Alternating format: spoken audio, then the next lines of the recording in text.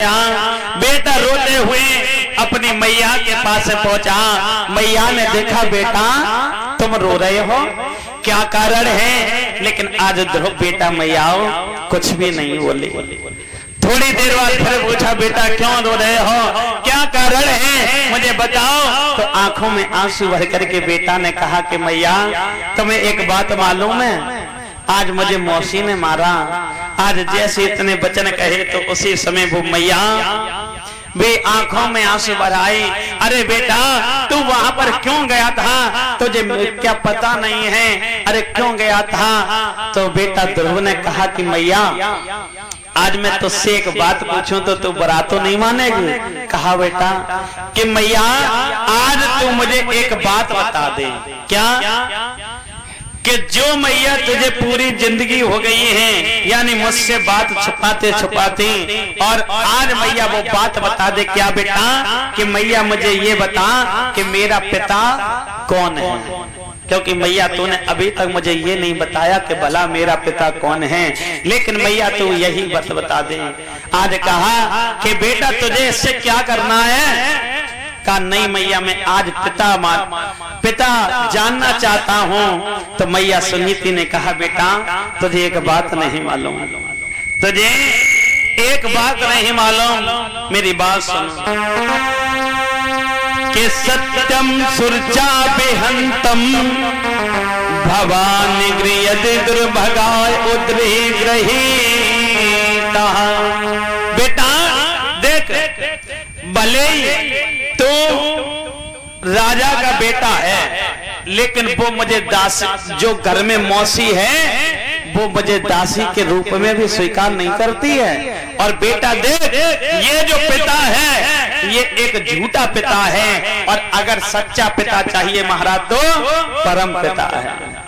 अरे ये तो सभी झूठे पिता हैं, अगर चाहिए तो परम पिता ऊपर वाले हैं। जाओ, जो जंगल में भक्ति करता है, पूजा करता है, भगवान धाम की प्राप्त करता है, वह सच्चा पिता है। ये तो सब मतलब की दुनिया है, क्योंकि महाराज ये भी बात सत्य है कि जो ये भी दुनिया मतलब की है। अगर आपसे कोई मतलब है तो ही आपकी पूछ हो सकती है महाराज, है?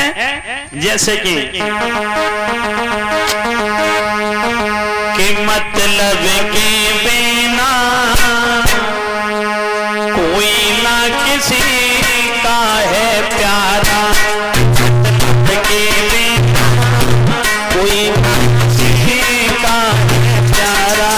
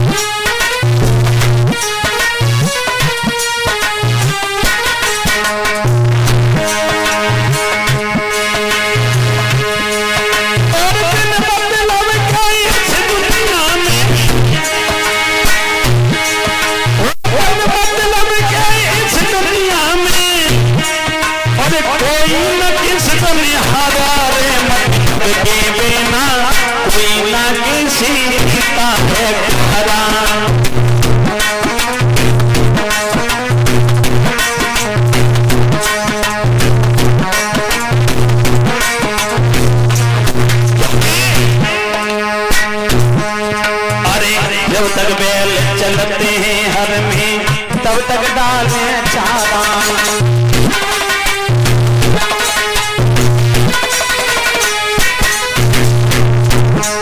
अरे जब तक बैल चलते हैं हर में, तब तक डाले चारा।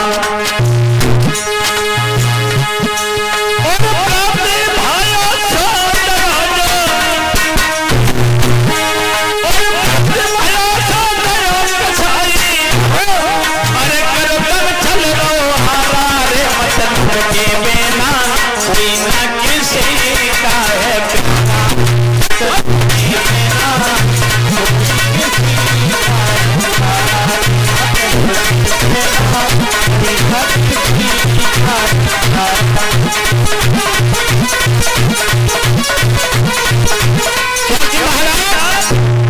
ये सब संसार है सबका, खैर माफ करें, सभी एक समान नहीं होते हैं महाराज। जैसे हाथ की उंगली पांचों एक से नहीं है और ऐसे सभी एक से नहीं होते हैं। काफी भैया लोग तो इतने अच्छे होते हैं जो कि एक दूसरे का दुख समझते हैं।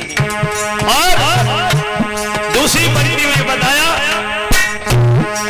अरे चेला बन के ज्ञान सीख ले, वेद भाव ले सारा।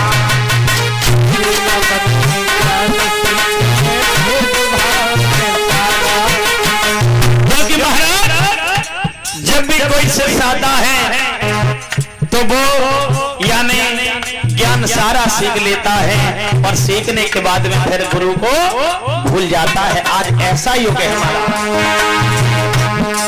अरे चेला बन के ज्ञान सीख ले, भेद भाव ले सारा। और जब सेवा को मौका आवे, सेवा को मौका आवे, सोई उठ करे सारा रे, मतलब के बिना कोई ना किसी का है, मतलब के बिना कोई ना किसी का है, मतलब के बिना कोई किसी का। चेला बन के खैर माफ करें, सभी एक से नहीं होते हैं ऐसे से, और चेला बन करके धीरे धीरे सारा ज्ञान सीख लेते हैं। और जब गुरु पे आ जाते वृद्ध अवस्था, महाराज जी जब वृद्धापन आ जाता है तो वो कहते हैं चेला न कि मेरे डिहन चले आओ, काम है। तो चेला कह देता हमें टाइम नहीं है, हम फलानी जगह है, अंगूठा देख करके ताड़ा करते हैं। खैर माफ करें। और क्या मतलब की दुनिया है। अरे बहू सास से ठोकरिया देती जॉब कराना,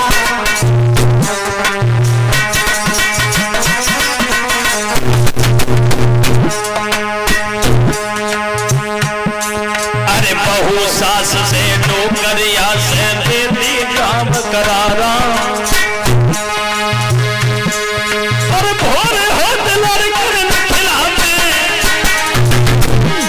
और भोर होत लड़कर न खिलावे, मेरी अंत समय सब हारा रे, मतलब के बिना कोई ना किसी का है प्यारा, मतलब के बिना कोई ना किसी का है प्यारा रे, मतलब के बिना कोई ना किसी का है प्यारा।